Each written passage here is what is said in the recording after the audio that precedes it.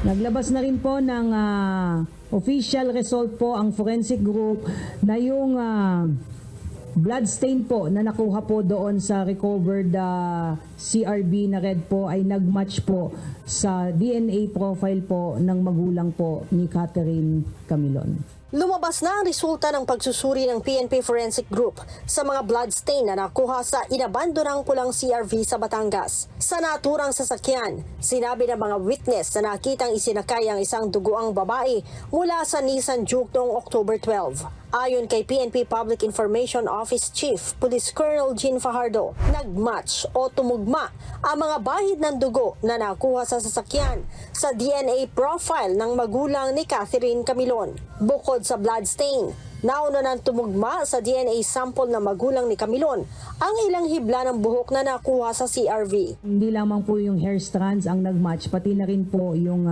blood stain po, particularly doon sa green and gray sponge na nakita po doon ay nagmatch nga po doon sa DNA profile po ng magulang po niya.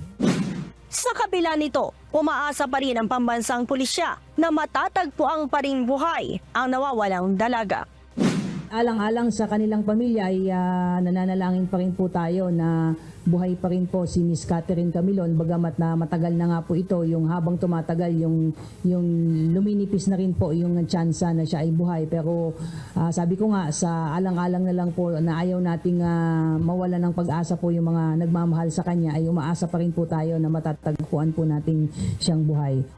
Samantala, nakatakda naman ang unang pagdinig sa kasong kidnapping at serious illegal detention laban kina Major Alan De Castro at driver nito na si Jeffrey Magpantay sa December 19. Inaasahan po natin na magsusumiti po ng kanyang counter affidavit si Major De Castro at si Magpantay para po sagutin yung reklamong kidnapping and serious illegal detention na isinampa po sa kanya ng SITG. Habang nagpapatuloy naman aniya ang summary dismissal proceedings ng Internal Affairs Service sa kasong administratibo na conduct unbecoming of a police officer laban kay De Castro. Matatanda ang huling nakita si Camilon sa isang mall sa Lemery, Batangas noong October 12. Ngunit hanggang sa ngayon, palaisipan pa rin kung nasaan na ang dalaga. Leia Ilagan, UNTV, News and Rescue. Diyos ang aming sandigan, serbisyo publiko ang aming pinahahalagahan.